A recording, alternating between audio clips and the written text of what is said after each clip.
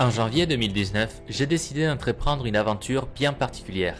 Réaliser 125 km à la nage et à pied afin de filmer la catastrophe dans laquelle nous vivons et qui devient pire de jour en jour. Cette aventure est transmise en direct grâce à un partenariat avec SFR était pour moi une des expériences les plus éprouvantes que j'ai jamais vécues. Fatigue, douleur, blessures, perte de matériel et surtout un constat alarmant. Des milliers de tonnes de déchets répartis dans toute l'île. Mais bon, je vous invite à m'accompagner dans ce reportage qui sera divisé en 4 parties et vous pourrez vous faire votre propre opinion.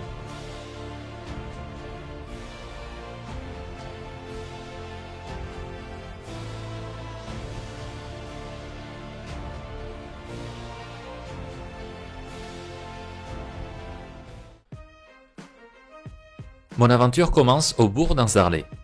Pas besoin de plonger dans l'eau pour constater l'incivilité des gens. Là-bas m'attend mon ami Thierry Vernet, président de l'association Sea Starways, lequel m'offrira abri et sécurité avec son bateau. Thierry! Ça vous fait moment? Ça va? Yes frère, et toi? Pareil pour le périple de folie là? Ah bah, eh bah prêt. Donc voilà, Thierry, le président de l'association Sea Starways, comme je vous ai dit il y a un instant. Un mec super sympa, toujours prêt à aider. Et hop, je vais tomber. Et ouais, monte sur le bateau, entre les deux ça va pas bien. Ah ouais. Et ça va être génial, Donc il fait pas extrêmement mauvais aujourd'hui. Bah, là-bas ça a l'air joli. La mer elle est plutôt calme, je suis content. Donc c'est parfait. Thierry naviguera à quelques mètres de moi pendant toute la durée du trajet. Je compte nager entre 8 et 10 heures par jour, avec 1 heure de récupération au total pour manger.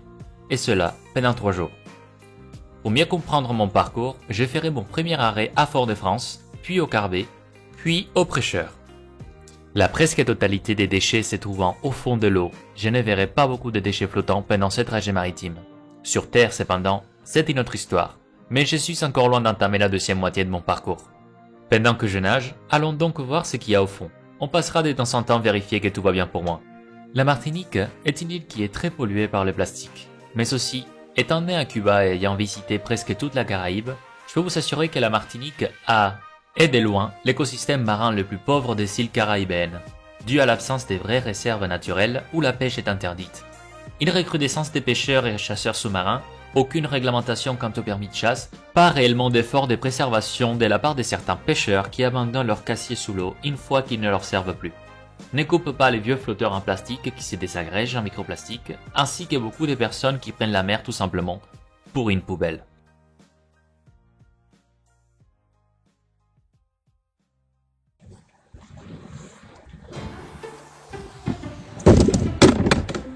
Allez, direction métropolitaine. Non, je déconne, plus jamais je mets un pied là-bas.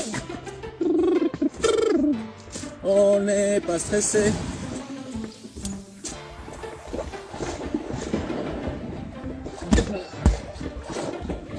Ah, elle est froide.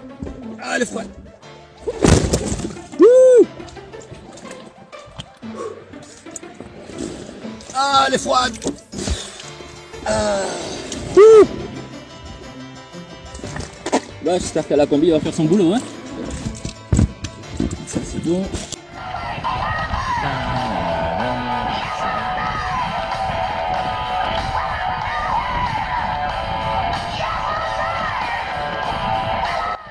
Bon, il semble que tout va bien de mon côté.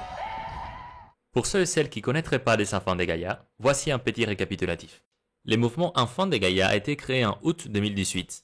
Le concept était simple. Organiser des sorties de collecte de déchets dans les milieux marins et terrestres.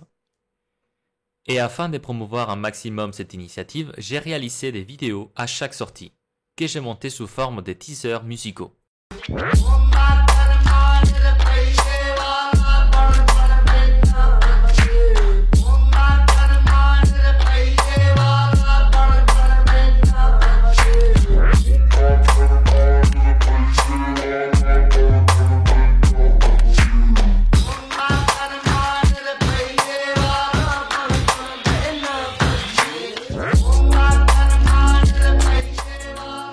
Le concept plaisant de plus en plus, j'ai décidé en octobre 2018 d'officialiser la chose et de faire des Enfants des Gaïa une vraie association.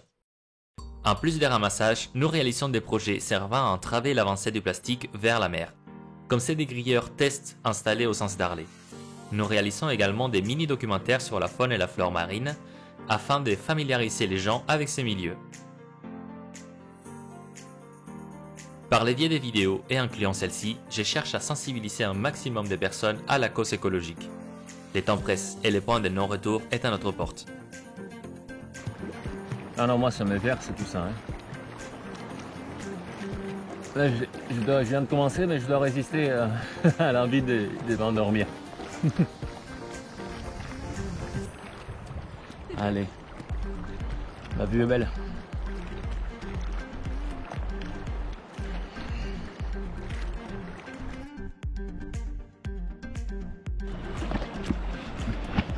Bon, ça fait presque 3h30 que je nage. Je commence à ressentir la fatigue. Je sais pas, j'ai pas eu beaucoup de courant, mais il y a eu au moins 500 mètres où j'ai presque pas avancé. C'était ça le plus dur parce qu'il y avait du courant en sens inverse qui me faisait faire du surplace. Mais bon, c'est passé. Et j'arrive bientôt en Sifour.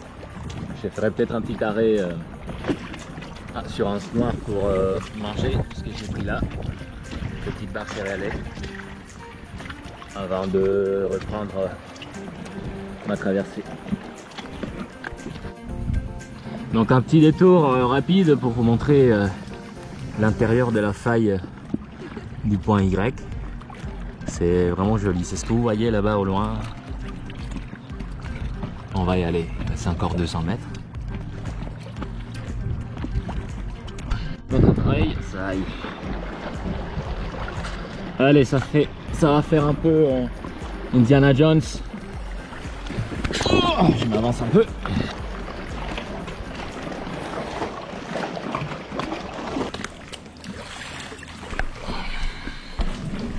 Ah, c'est dommage que vous puissiez pas voir ça en direct. Mais ça sera au montage final, ne vous inquiétez pas. Petit crabe là. Je vais la mettre comme ça, c'est plus simple. Il fait tellement noir que vous verriez rien. La GoPro, c'est pas ce qu'il y a de mieux pour le filmer la nuit. Vous filmer les endroits obscurs. Mais il y a pas mal de poissons ici. Vraiment pas mal de poissons.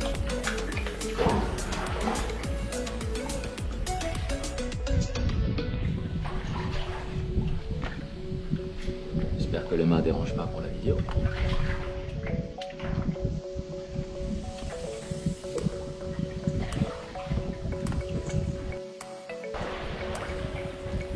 Donc c'est ça, le point Y.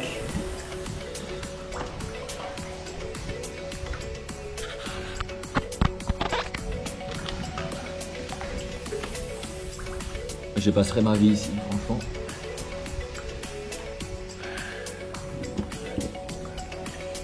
Allez. Et là, il y a le courant qui me porte aussi. J'arriverai à la voir. Ah ouais, ça semble super fort en plus. Hop là. Regardez, juste là. Ah, on les voit super bien quoi. J'espère qu'il n'y a aucune qui va faire caca dessus. Ah, il y en a pas de fil, attention, c'est ça.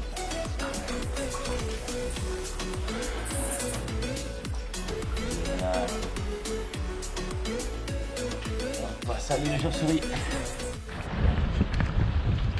Bon, ça y est, c'est parti, je ne suis plus à l'abri. Donc là, je vais me taper le vent et les vagues. C'est parti. Les choses marrantes commencent. Wouh! Hop. Allez. On va jusqu'à l'îlet en face.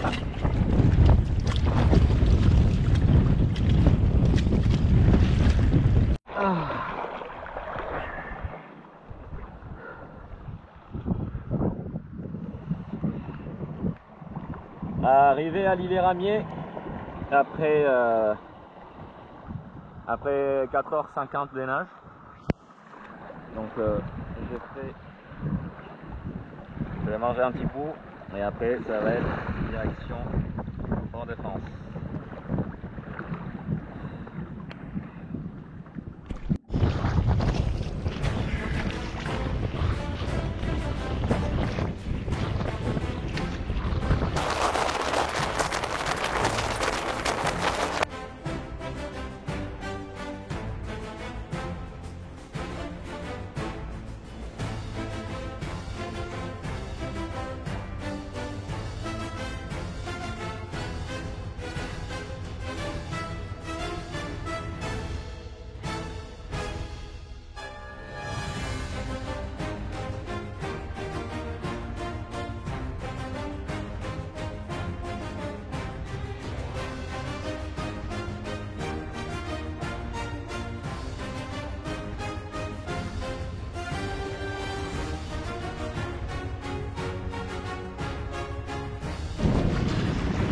Bon,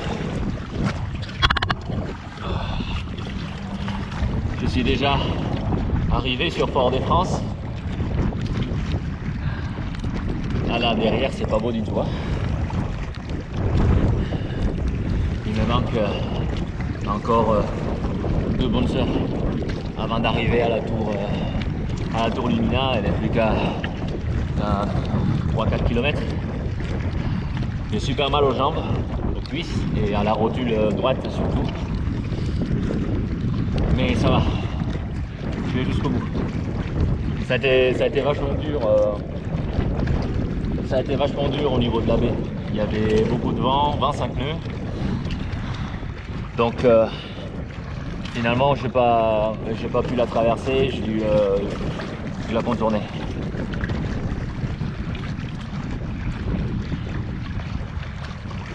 Et me voilà.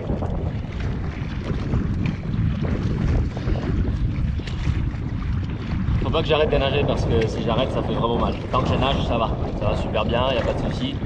Mais là j'ai fait l'erreur d'arrêter tout à l'heure pour prendre un break. Non, fallait pas. Ça a commencé à lancer.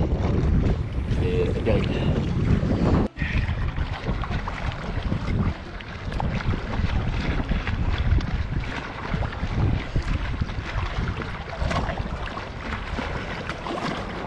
Là, la dernière ligne droite, la vraie, c'est de nager jusqu'au bateau. Voilà.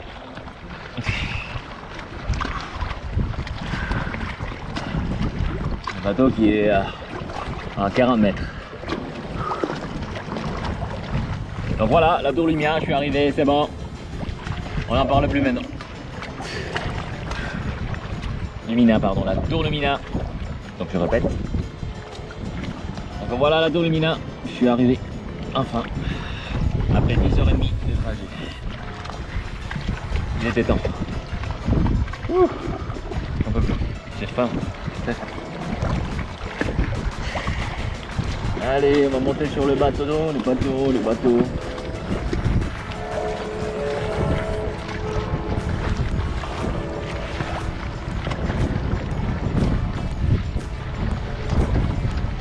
Il est tout prêt, il est tout prêt.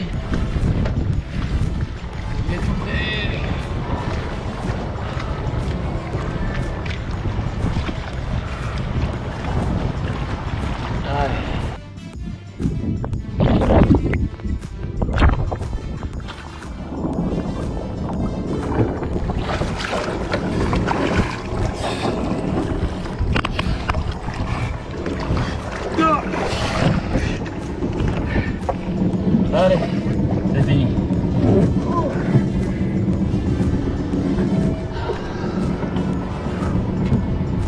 Ah, les cuisses. Ah. C'est ça, ouais. Ouais, j'ai vu. Ouais. Oh mon Dieu. Attends, je vais vite remonter l'échelle. Ah, bah, je vais la monter.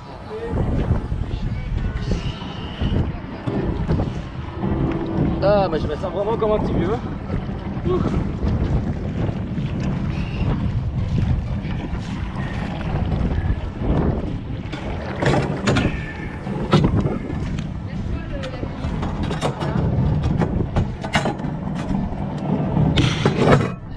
Voilà.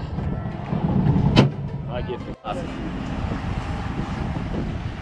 alors, pas trop dur la pluie? Ah, écoute, je suis aussi mouillé que toi, hein. Moi j'étais au-dessus de l'eau, mais moi regarde. Même bagaille, on est Ah bon, ça fait un gros parka là et un short. Ah ben écoute, là, nos Antilles, hein. Ah, ça va, ça va. Aïe.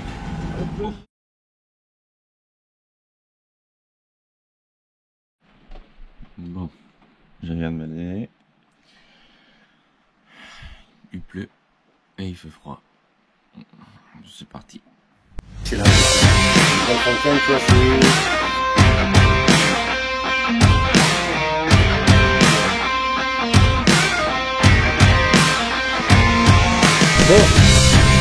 je suis juste en train de piloter la première.